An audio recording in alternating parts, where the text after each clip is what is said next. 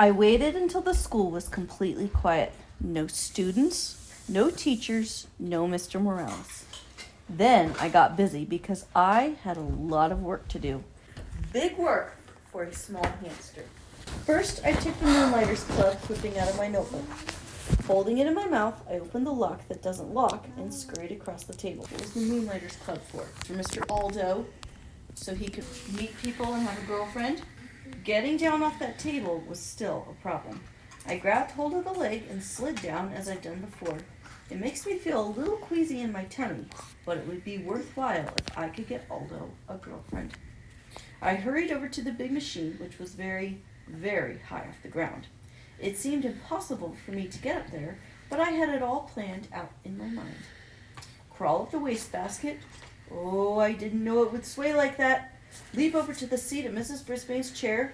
Whoa, slippery. Crawl up the rungs to the chalkboard tray behind it. Along the chalkboard tray to the bookcase. Then the hardest part. The dive from the bookcase to the overhead projector cart. If you ever try it yourself, don't look down. I was practically home free, but I still had to get up to the lit part. Still holding the newspaper clipping in my mouth, I grabbed onto a big screw sticking out of the side and pulled myself up. Then I reached up as high as I could and just barely managed to touch the top. Good thing I've got big muscles because I was able to pull myself up. I was there. It was like climbing Mount McKinley, the tallest mountain peak in the United States. Asked Mrs. Brisbane. I quickly pushed the switch. I wished I had some sunglasses because I was suddenly surrounded by blinding light. It was like being inside a light bulb. I took the newspaper clipping out of my mouth and carefully laid it on the flat glass.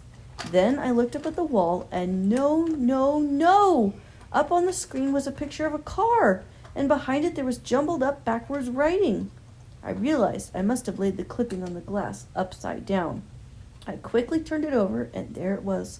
All the information about the Moonlighters Club right there on the wall with the outline of the car behind it. Aldo would be coming soon, so I hurried back to the cage. It was faster getting back because it was mostly downhill until the very end, when I had to swing my way up the cord to the blinds and back to the table. I was panting pretty hard by the time I closed the cage door behind me. I didn't even have time to catch my breath before Aldo swung the door open. "Whoa, who left that on?" he exclaimed as he entered. "That thing could overheat." He hurried over to the overhead projector. "Look at the wall! Look up at the wall!" I squeaked, but the words only sounded like hamster peeps. Aldo didn't waste a second. He flicked the machine off. All that work for nothing. But then a funny thing happened. Aldo turned the machine back on and looked at the wall. "What's this?" he muttered. "Why did Mrs. Brisbane have this up here? Hey, nice car." He squinted up at the screen. "Look, Humphrey, the Moonlighters Club, for people who work at night like me." And me, I thought. Aldo stared at the big ad on the wall for a while. Then he turned off the projector and went to work and never mentioned it again. Yes, I was annoyed. I had failed, but at least I had tried, which was more than I can say for one of my classmates. Yes, c'est necessary. With my own furry ears, I had heard her promise Mrs. Brisbane that she would raise her hand in class. But so far, she'd been as silent as a statue. Her week was almost up. Even though I'd scolded her the day she fed me, she paid no more attention to me than she had to her teacher. You should really listen to your teacher, even Mrs. Brisbane. And you should always listen to your hamster. I was worried about Aldo and about Saye, but I have to admit my journey had been so tiring that, nocturnal or not, I slept soundly the rest of the night. The next day began in a very surprising way. "I have something to share with you all," Mrs. Brisbane announced.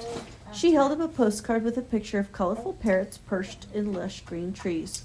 "A postcard from Mrs. McNamara." Mrs. Brisbane would never call her Miss Mac. It says, "Greetings to my favorite class in the world, room 26. I am now working in a school here in Brazil. This country is beautiful and friendly. I really enjoy talking with the parrots in the rainforest. I miss you all, especially my pal Humphrey. Lots of love, Miss Mac." Mrs. Brisbane had to say Miss Mac since that's the way card was signed. Happy, happy, happy. Not only did Miss Mac remember me, she missed me most of all. Oh, and I missed her most of all, too, especially every time I looked at Mrs. Brisbane and she glared back at me. Mrs. Brisbane showed us Brazil on the map, and it's far away. I'd like to be that far away from Mrs. Brisbane. My head was so filled with memories of Miss Mac that I only got a 75% on my vocabulary test. After we graded the tests in class, Mrs. Brisbane said, "If you got 100% on the test, please raise your hand." That woke me up. What a clever way to get Sayay to raise her hand, because she always got 100%. AJ raised his hand. Art raised his hand. Sayay just stared down at her desktop. I was starting to get really mad at her. When it was time for map work, Mrs. Brisbane checked on the overhead projector, and there it was, the Moonlighters Club ad right on the wall. Mrs. Brisbane wrinkled her nose, picked up the paper, and looked at both sides. Then she held it to the light, and I think maybe she noticed those little tiny holes my teeth had made when I carried it over there. Mrs. Brisbane looked over at my cage and wrinkled her nose again. Then she crumpled the paper and threw it into the wastebasket. She's smart, but she's also mean. She's not the only one. While she went on with her map work, late for the bell, Garth Tugwell started making some very rude noises. Mrs. Brisbane didn't even turn around. When someone started giggling, she just said, "Stop giggling, Gail."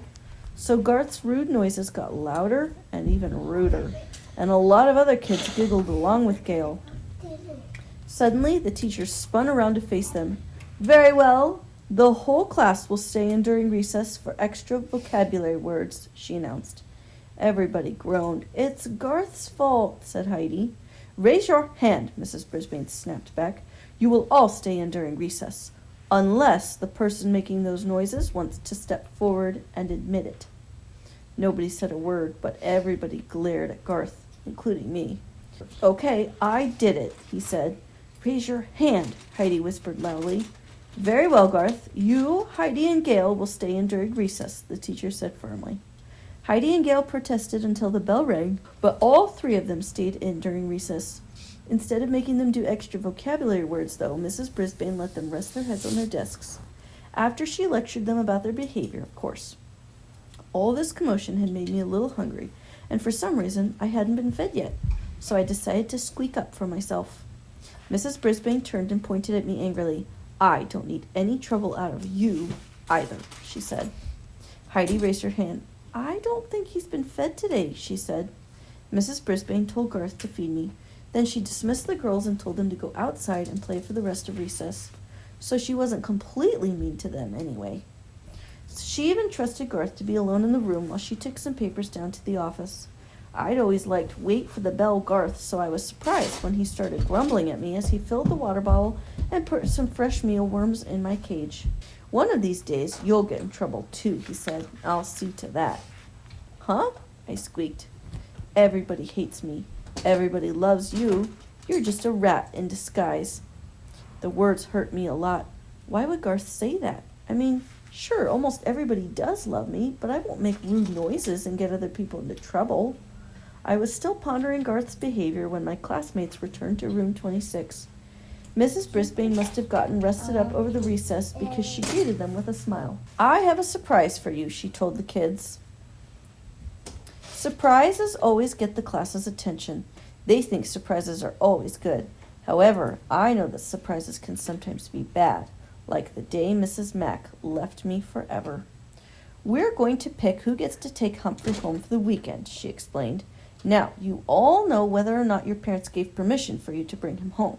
So, if you'd like Humphrey this weekend, raise your hand now." Hey! You should have seen all the hands that went up. I could hardly believe my eyes. Miranda and Heidi and AJ and every single hand in the class, except Garth's. Even Sayay Nasiri raised her hand. Mrs. Brisbane noticed. "Sayay, do you think it will be all right with your parents?" she asked. Sayay nodded her head. "I can't hear you," said Mrs. Brisbane. "Yes, ma'am," said Sayay. It was strange to hear her voice in the classroom. Mrs. Brisbane gave her a note to bring back from her family on Friday. I napped the rest of the afternoon, but whenever I woke up and glanced over at Sayay's desk, I saw her doing something I'd never seen before. Smiling. "All right, Tip number 6. You can leave your hamster alone for a day or two. Otherwise, find a suitable caretaker or, if possible, take your hamster with you. In its own cage, a hamster can be very portable.